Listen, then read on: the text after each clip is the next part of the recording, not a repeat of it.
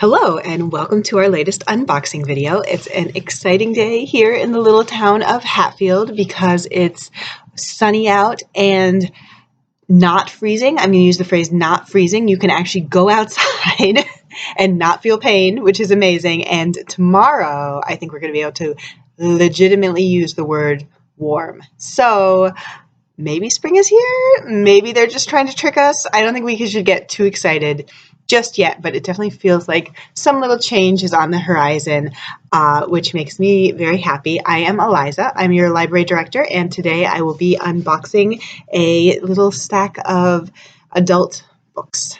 Fiction, nonfiction. I don't know if there's anything else that could potentially be. Books for adults. Here we go. The first one is a novel, and it's called The Duke and I, but you can see on the top, the book is called The Duke and I, but they wrote Bridgerton in big letters because it's part of the Bridgerton, it's the first book in the Bridgerton series of romance novels, which have recently been turned into like a wildly popular television show. So if you are addicted to the Bridgerton television show, you can now go and compare to the book. And I don't know, debate at them. I guess not at a dinner party. We're not quite at the dinner party phase yet. But someday when we go to dinner parties again, you can debate book versus TV show. Next up, we have How the One-Armed Sister Sweeps Her House, a really great title by Cherie Jones. And this is a book that takes place in, I think it takes place in the Caribbean. Let me see. Oh no. Lives on the beach, so I think somewhere on an island, and it's sort of like about families. They're married. One of the husbands is a criminal. Oh no, there's a mother who loses her baby. I have a baby now, so that's not maybe not the best time for me, but this has been getting really good reviews. I already know we have lots of patrons asking for it. How to prepare for climate change. And I don't mean like what I was talking about with it getting a little bit warm outside. This is a practical guide to surviving the chaos by David Pogue, who I've definitely heard that name. He says he's a New York Times bestselling author and CBS Sunday Morning correspondent.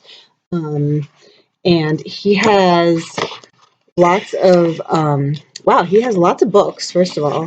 So I guess that's why I know his name. And he has lots of like very specific chapter titles, like where to live, where to invest, how to protect your children, how to prepare your business. So this seems like something maybe we should all just take a look at. You want to prevent this stuff, but you also want to be prepared. Better Luck Next Time.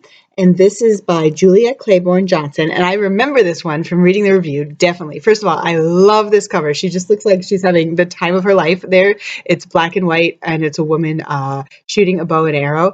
And it is about a, like a divorce farm, I think they called them. Basically, it was before divorce was legal in most states. It's 1938. But in Reno, you can go get divorced. It's the divorce capital of the world, but you have to stay there for 6 weeks. And so they have these this dude ranch where women come to stay when they're getting their divorces.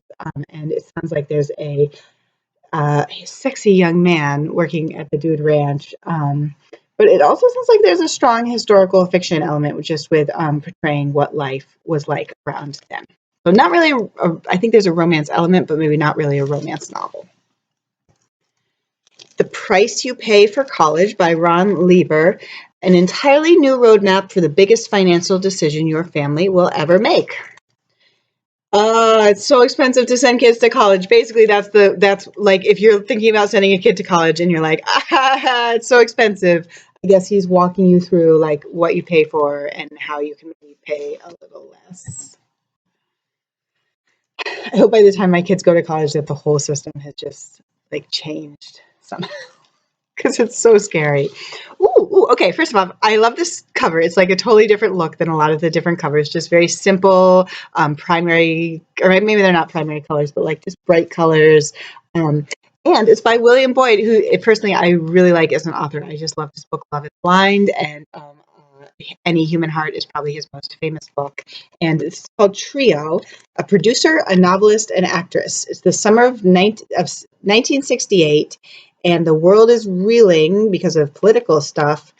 But these guys are making a swinging 60s British movie in Brighton. Making a movie on the beach. J.D. Robb, Faithless in Death. J.D. Robb, also known as Nora Roberts, if you are not in on that. And this is Nora Roberts. She writes more romance novels, and she writes more suspense novels. This is a long-running, very popular series. The Sanatorium. Ooh, this is on my list. Let me tell you, because I've always been fascinated by the idea of sanatoriums, which are places, I think they used to send like TB patients. Lots of times in Switzerland, they would send them there to like live and be healthy. But in this one, it's a murder mystery about a sanatorium that now is a 5-star hotel. But it's very, very remote, and I think that someone is going to get murdered. A storm cuts them off. Of course, you know when the storm cuts you off, that's a bad start. John Hart, The Unwilling. And, after 3 tours of Vietnam, Jason French returns home decorated and disgraced. I don't understand. How is he decorated? I'm already confused. How he is decorated and disgraced. I think this is a standalone novel. It's the author of Redemption Road. And it sounds like sort of dark suspense type mystery thriller, maybe you could call it. Shiver. Okay, it started as a reunion and it ended with a murder. Oh my gosh, this sort of pairs well with the sanatorium because it looks like another remote, snowy place where they maybe get snowed in. And I do have a weakness for these kinds of stories. So it's an off-season invitation to one of France's most exclusive ski resorts as a reunion with old friends. Oh, there was just another one where it was a reunion with old friends. I can't remember. Maybe Lucy Foley's books. But even when they first arrive, something is wrong. The resort is deserted and their cell phones are missing. Just take that one. There's a lot to choose from in this box. I really like that one of the perks of being a librarian is I get to look at all the books first. Okay, this is another more serious climate one. This is Bill Gates' How to Avoid a Climate Disaster. So we have how to prepare and how to avoid. And it might seem like two maybe like totally different things, but honestly, probably we should do both. And Bill Gates, super smart guy. If anybody isn't already aware, I think it's a good one to listen to what he has to say.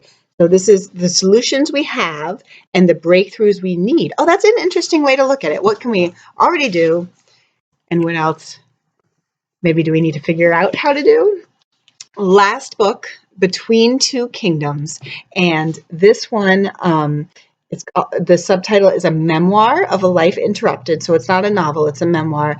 And it's about a woman who gets, I think, leukemia or some other very serious cancer and is very sick for years and years and years. And this is about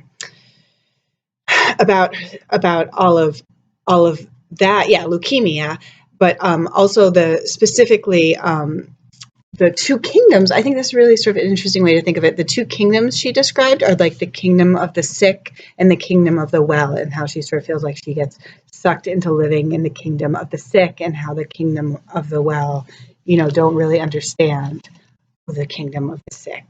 Sounds like a really powerful memoir. It's getting a lot of just publicity. So I like the cover too. At least she gets. Looks like she gets some adventures. Oh, okay. She goes on a 100-day, 15,000-mile road trip. So that must be her van. That's it. That's all the books I have today. I think we will have more this week. And yeah, enjoy the sun if you're in a sunny area. I know that I'm going to try to enjoy it here. Bye.